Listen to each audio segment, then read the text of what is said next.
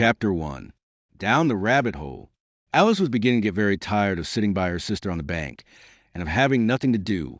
Once or twice she had peeped into the book her sister was reading, but it had no pictures or conversations in it. And what is the use of a book, thought Alice, without pictures or conversations? So she was considering her own mind, as well as she could, for the hot day made her feel very sleepy and stupid. Whether the pleasure of making a daisy chain would be worth the trouble of getting up and picking the daisies, when suddenly a white rabbit with pink eyes ran close by her. There was nothing so very remarkable in that, nor did Alice think it so very much out of the way to hear the rabbit say to itself, "Oh, dear! Oh, dear! I shall be late." When she thought it over afterwards, it occurred to her that she ought to have wondered at this, but at the time it all seemed quite natural. But when the rabbit actually took a watch out of its waistcoat pocket and looked at it, and then hurried on, Alice started to her feet, for it flashed across her mind that she had never before seen a rabbit with either a waistcoat pocket or a watch to take out of it, and burning with curiosity, she ran across the field after it, and fortunately was just in time to see it pop down a large rabbit hole under the hedge. In another moment down went Alice after it, never once considering how in the world she was to get out again. The rabbit hole went straight on like a tunnel for some way, and then dipped suddenly down, so suddenly that Alice had not a moment to think about stopping herself before she found herself falling down a very deep well. Either the well was very deep, or she fell very slowly, for she had plenty of time as she went down to look about her, and to wonder what was going to happen next. First, she tried to look down and make out what she was coming to, but it was too dark to see anything. Then she looked at the sides of the well, and noticed that they were filled with cupboards and bookshelves. Here and there she saw maps and pictures hung upon pegs. She took down a jar from one of the shelves as she passed. It was labeled Orange Marmalade, but to her great disappointment it was empty. She did not like to drop the jar for fear of killing somebody underneath, so managed to put it into one of the cupboards as she fell past it.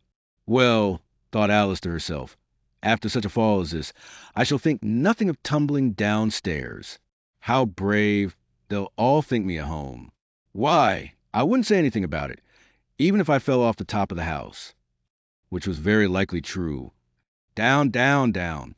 Would the fall never come to an end? I wonder how many miles I've fallen by this time, she said aloud. I must be getting somewhere near the center of the earth. Let me see.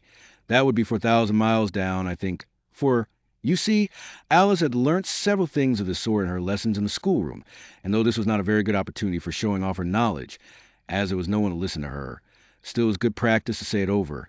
Yes, that's about the right distance, but then I wonder what latitude or longitude I've got to.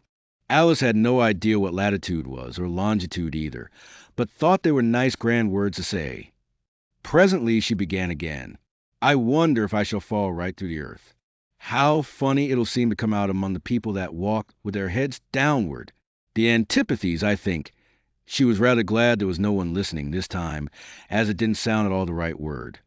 But I shall have to ask them what the name of the country is, you know. Please, ma'am, is this New Zealand or Australia?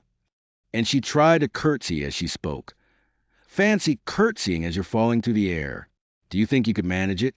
And what an ignorant little girl she'll think me for asking. No, it'll never do to ask.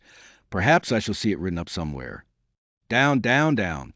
There was nothing else to do, so Alice soon began talking again. Dinah'll miss me very much tonight, I should think. Dinah was a cat. I hope they'll remember her saucer of milk at tea time. Dinah, my dear, I wish you were down here with me. There are no mice in the air, I'm afraid, but you might catch a bat, and that's very like a mouse, you know. But do cats eat bats, I wonder? And here Alice began to get rather sleepy, and went on saying to herself in a dreamy sort of way, do cats eat bats? Do cats eat bats? And sometimes, do bats eat cats? For you see, as she couldn't answer either question, it didn't much matter which way she put it. She felt that she was dozing off, and had just begun to dream that she was walking hand in hand with Dinah, and saying to her very earnestly, Now, Dinah, tell me the truth. Did you ever eat a bat? When suddenly, thump, thump, down she came upon a heap of sticks and dry leaves, and the fall was over. Alice was not a bit hurt, and she jumped up onto her feet in a moment. She looked up, but it was all dark overhead. Before her was another long passage, and the white rabbit was still in sight, hurrying down it. There was not a moment to be lost. Away went Alice like the wind, and was just in time to hear it say, as it turned a corner, "Oh, my ears and whiskers! How late it's getting!" She was close behind it when she turned the corner, but the rabbit was no longer to be seen.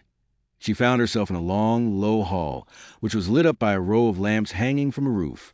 There were doors all round the hall, but they were all locked, and when Alice had been all the way down one side and up the other, trying every door, she walked sadly down the middle, wondering how she was ever to get out again. Suddenly she came upon a little three-legged table, all made of solid glass. There was nothing on it except a tiny golden key, and Alice's first thought was that it might belong to one of the doors of the hall. But alas, either the locks were too large or the key was too small, but at any rate it would not open any of them. However, on the second time round, she came upon a low curtain she had not noticed before, and behind it was a little door about 15 inches high. She tried the little golden key in the lock, and to her great delight it fitted. Alice opened the door and found that it led into a small passage, not much larger than a rat hole. She knelt down and looked along the passage into the loveliest garden you ever saw. How she longed to get out of that dark hall and wander about among those beds of bright flowers and those cool fountains, but she could not even get her head to the doorway. And even if my head would go through, thought poor Alice, it would be of very little use without my shoulders. Oh, how I wish I could shut up like a telescope.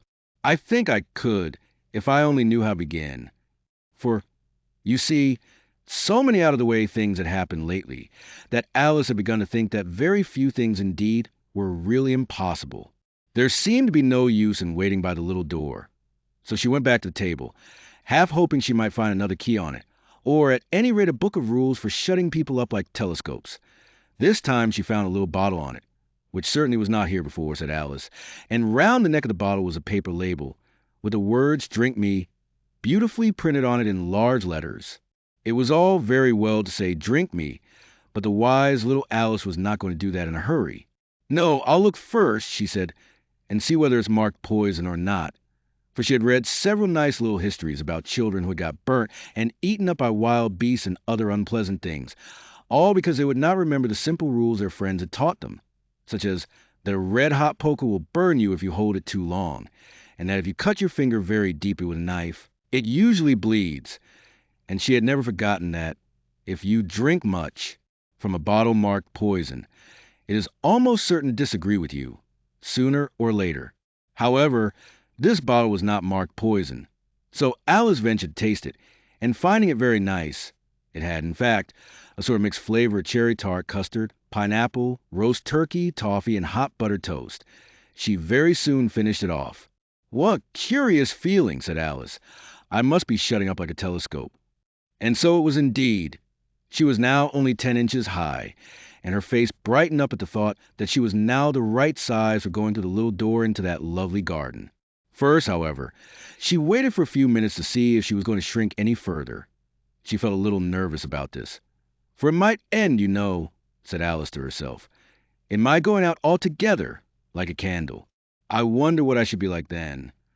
And she tried to fancy what the flame of a candle is like after the candle is blown out, for she could not remember ever having seen such a thing. After a while, finding that nothing more happened, she decided on going into the garden at once. But, alas for poor Alice! When she got to the door, she found she had forgotten the little golden key, and when she went back to the table for it, she found she could not possibly reach it. She could see it quite plainly through the glass, and she tried her best to climb up on the legs of the table, but it was too slippery, and when she had tired herself out with trying, the poor little thing sat down and cried. "Come, there's no use in crying like that," said Alice to herself, rather sharply. "I advise you to leave off this minute." She generally gave herself very good advice, though she very seldom followed it, and sometimes she scolded herself so severely as to bring tears into her eyes, and once she remembered trying to box her own ears for having cheated herself in a game of croquet she was playing against herself. For this curious child was very fond of pretending to be two people. But it's no use now, thought poor Alice, to pretend to be two people. Why, there's hardly enough of me left to make one respectable person. Sooner I fell on a little glass box that was lying under the table. She opened it and found in it a very small cake on which the words "Eat Emmy" were beautifully marked in currants. "Well, I'll eat it," said Alice, "and if it makes me grow larger, I can reach the key, and if it makes me grow smaller, I can creep under the door. So either way I'll get into the garden, and I don't care which happens." She ate a little bit and said anxiously to herself, "Which way? Which way?" holding her hand on the top of her head to feel which way it was growing, and she was quite surprised to find that she remained the same size. To be sure, this generally happens when one eats cake, but Alice had got so much in the way of expecting nothing but out-of-the-way things to happen that it seemed quite dull and stupid for life to go on in the common way. So she set to work, and very soon finished off cake.